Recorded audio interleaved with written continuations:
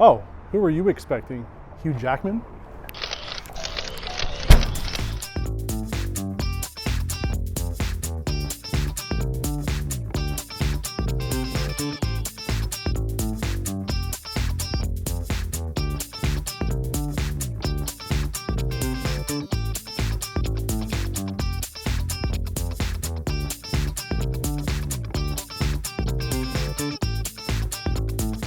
Back in November 2016, we filmed this car, this exact car, back before TestDrive was even a thing. But now we're back because we think we could do much better. This spotlight is on this 1988 Mercedes-Benz 560 SEL. This is the long wheelbase W126 with the top end motor. We're going to be showing you everything about this car, going in depth with it, closing the doors, taking it for a drive, and going over what you need to know if you're in the market for W126 Mercedes S-Class. The W126 started production for the 1979 model year and ended in 1991, making its 12-year run the longest marketed on the S-Class nameplate. The first W126 came to North America in 1981, with the facelift, or second generation, hitting the market in 1986. We're able to show the difference between the short wheelbase SE with the long wheelbase SEL, a 5.5-inch difference giving more rear seat legroom to the SEL. With the facelift, 6 sedan models were available in North America: the 300 SE Straight 6, 420 SEL V8, and the range-topping 560 SEL. The 300 SDL diesel was replaced with the 350 SD and 350 SDLs later on. This 560 SEL has been upgraded with Euro-style single-lens glass headlights, the S600 style front grille, AMG Monoblock rims, and an upgraded exhaust out back. The fluted taillights help with vehicle visibility should the lights get dirty or covered in snow. The real beauty of the 560 SEL is the 5.5-liter M117 V8 engine. While it doesn't go fast by today's standards, the 560 SEL is the most sought-after W126 model, as they typically had the most options selected from the factory. On the inside, we find a very original black leather interior. The standard steering wheel was replaced with a W124 E-Class leather-wrapped wheel. Along the driver's door are the seat controls and 2 memory settings. Headlight switch and air vents are located on the dashboard beside the steering wheel. The driver's side mirror is manually operated, but power for the passenger. A very familiar cruise control stalk is located at the top of the steering column.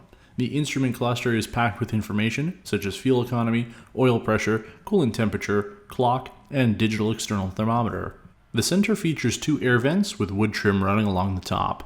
A small glove box with cup placements are located to the right.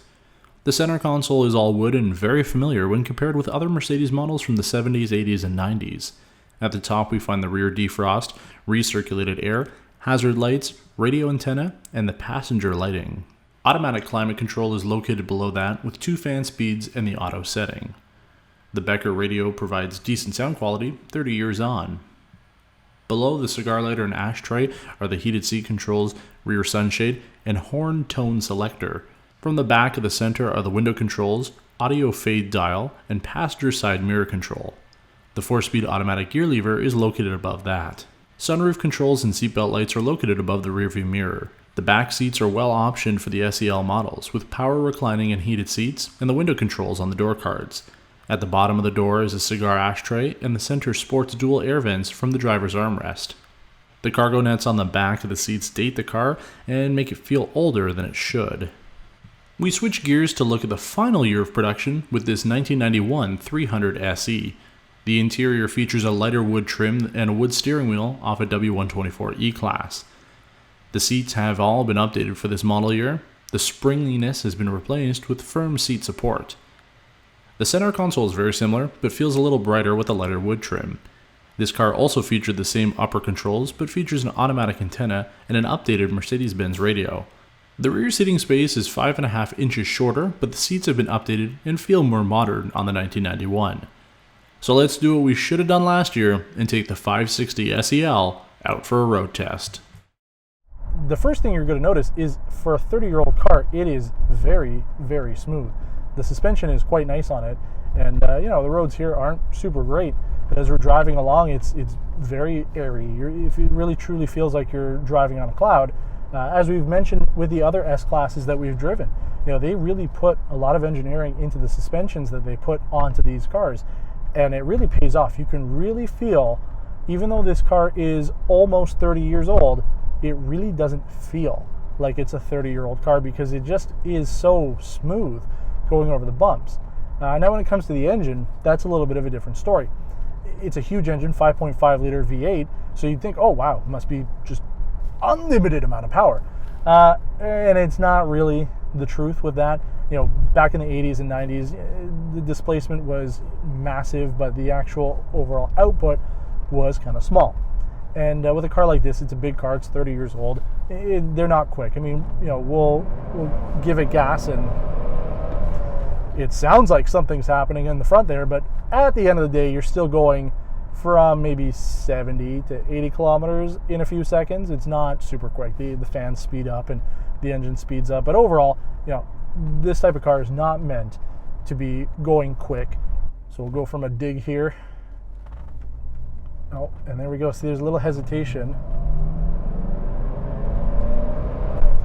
Ooh, and then once you let off the gas, it's a very harsh bump there. So one of the key issues with any of the W126 is the transmissions do tend to go, and then obviously engine maintenance is certainly key. So, you know, things to be careful of when you're out searching for one of these cars is definitely take it for a drive and see how it performs, both from sort of a cold start and maybe, you know, try to give it a couple goes to see, you know, will that car still drive just as good as it did, or the same way at least, the first time you started it up on your test drive, compared to maybe, you know, you stop and start it up again and do it a couple times, just get a better idea of overall engine performance and transmission performance. You get two fan speeds. You get slow and fast. There's really no in between. I guess you could put it on auto, which is just fast. When we were doing the research on this car, I downloaded a PDF with every single option that was available on the W126, and I think it was like 48 pages of options. And the one option that, you know, I don't think you're going to find too often is the Saddam Hussein Flamethrower. Saddam Hussein had a W126 560 SEL, and he had it outfitted with a flamethrower. I guess that didn't really go too well for him. So, hey, hello. I got a little nod there. Oh boy. Much like other Mercedes models, the W126 has a fantastic enthusiast community. The most important thing I've learned when researching this chassis is to find the best example you can. Service history and maintenance are crucial, as repair costs can get overwhelming on poorly maintained S-Classes. Rust develops around the rear windshield and the trunk. The dashboards are known to crack if left in the sun for an extended period of time, and replacing them can become costly. The sunroofs are problematic, and it's been said that they should be used sparingly. The engines are well built, however they do need timing chain guide replacements around 160,000 kilometers, along with the head gaskets at the same time. V8s tend to burn oil just before the valve guides fail, so keep an eye on your oil levels. If you start to feel a vibration while driving, it's a good chance the flex disc is about to explode. The final major thing to check is the coolant system.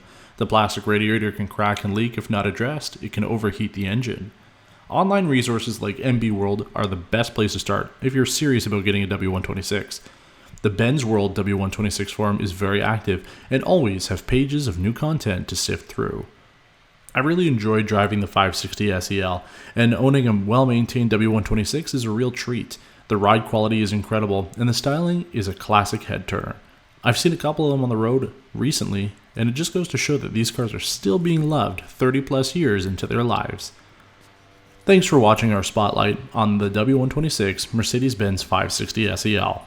As always, your support makes this show possible, so if you've enjoyed our video, please click the like button and leave a comment below. Subscribing to our channel helps us deliver content to you as soon as it's published, so make sure you're one of our growing subscribers.